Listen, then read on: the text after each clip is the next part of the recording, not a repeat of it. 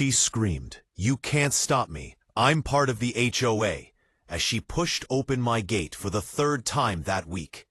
My blood boiled, but I forced myself to stay calm. This woman, Karen, had made my life a living nightmare ever since I moved into this neighborhood. She claimed the color of my mailbox was illegal, that my car was too loud, and once even called the cops because my daughter's birthday balloons were distracting drivers. But today, she crossed the line. I caught her red-handed, or soon to be blue-handed, trying to tape another one of her fake HOA notices on my door. She didn't know I'd been preparing for this moment. After weeks of harassment, I finally had enough. I rigged the front door with a simple trick, one that would teach her a lesson she'd never forget. As she stomped up my porch, muttering something about community standards, I quietly watched from the garage security camera feed. "Let's see how much you like enforcing fake rules now," I whispered. The second she twisted the doorknob and shoved it open, the bucket above tipped. A splash of thick, bright blue paint cascaded over her, soaking her hair, her suit, everything. She froze for a split second, then let out the loudest, most dramatic scream I'd ever heard. Her jaw dropped as the paint dripped from her face. You can't do this to me," she yelled, pointing her shaking blue finger toward the doorbell camera. I stepped outside slowly, pretending to be shocked. "Karen," I said, barely holding back a smirk, "looks like you just broke into private property again. Guess the paint found the right person this time." From across the street, a few neighbors peeked out. One of them started recording. Another laughed under her breath. And that's when Karen's expression changed, from rage to panic. She had no idea this was just the beginning. She stumbled back, dripping blue paint onto my porch tiles, screaming, "You'll regret this! I'm calling the HOA president!" I folded my arms and calmly said, "Go ahead, Karen. Call whoever you like. Just make sure to tell them you broke into my house again." Her phone slipped from her paint-covered hands, splattering even more color on the pavement. Neighbors started gathering, whispering and pulling out their phones to record. The same people she used to boss around now watched her unravel like a bad reality show. But Karen wasn't done yet. She wiped her face with her sleeve, smearing the blue even worse, and shouted, "This is vandalism! You attacked me!" That's when I pointed at my doorbell camera. "You sure you want to go with that story?" I said, tilting my head. She froze, her eyes darting to the small red light blinking beside the lens. "Cameras don't lie, Karen," I continued. "They'll show exactly how you entered my property without permission." The crowd behind her started murmuring louder. A few neighbors nodded in agreement, whispering things like, "She finally got what she deserved." Still, she tried to bluff. "I have connections. I'll get you fined, banned." But her words cut off when a black SUV pulled up at the curb. The door opened, and out stepped a man in uniform. Her confidence flickered instantly. He wasn't just any officer.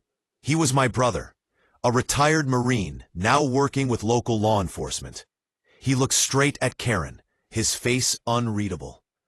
"Ma'am, we've received multiple reports of trespassing in this area," he said firmly. "I suggest you explain why you're covered in paint on someone else's porch." Karen's mouth opened, but no sound came out. I could almost hear her mind scrambling for excuses. I just smiled slightly and said, "Looks like you picked the wrong house today." Karen blinked rapidly, trying to compose herself, but the blue paint dripping from her chin made her look more like a cartoon than a victim. "This man attacked me," she suddenly yelled, pointing at me again, trying to sound confident. My brother raised an eyebrow, his calm tone cutting through the tension. "Ma'am, we can check the footage before making any assumptions." He turned to me and said, "You have cameras, right?" I nodded and motioned toward the monitor inside the garage. The crowd followed us with their eyes, phones still recording every second. Karen's breathing grew heavy. She knew what was coming. We replayed the video on the screen. The footage clearly showed her marching up the steps, holding a fake HOA paper, opening my gate, and forcing her way inside. Then, splash, the paint poured over her perfectly, frame by frame. The neighbors burst out laughing. Even my brother cracked a grin. But the best part? The timestamp. It proved she'd broken in after being warned twice by law enforcement the previous week. Her fake confidence shattered. "That doesn't prove anything," she shouted, her voice trembling now. "He set me up. This was a trap." My brother stepped closer. "A trap? Ma'am, that's called home security. And I'd say you just walked right into it." Karen backed away, looking for someone, anyone, to take her side. But no one did. The same neighbors she'd once bullied now stood united against her.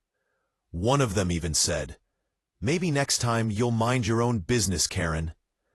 Her eyes filled with fury and humiliation. She turned sharply toward me and hissed, "You haven't seen the last of me." I smiled calmly and replied, "Oh, I'm counting on that." Because what Karen didn't know was that her biggest humiliation was yet to come. The next morning, I woke up to a flurry of notifications.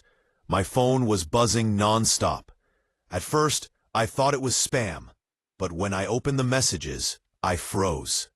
The video of Karen covered in blue paint had gone viral overnight. Someone from the crowd had uploaded it to social media with the caption, "HOA Karen gets painted justice for breaking in." Within hours, it had millions of views, and the comments section was on fire. People were laughing, cheering, and tagging friends. "That's what happens when you mess with homeowners," one person wrote. Another said, "Blue Paint Karen, new legend unlocked." I scrolled through the comments, shaking my head in disbelief. But I couldn't deny it. It felt good.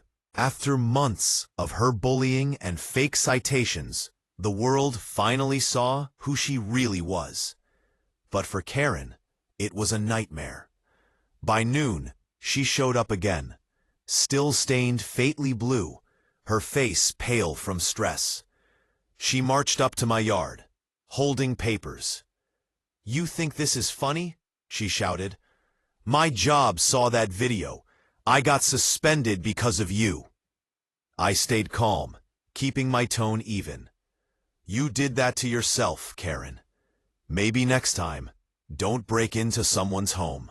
Her eyes burned with anger. "You'll pay for this," she muttered.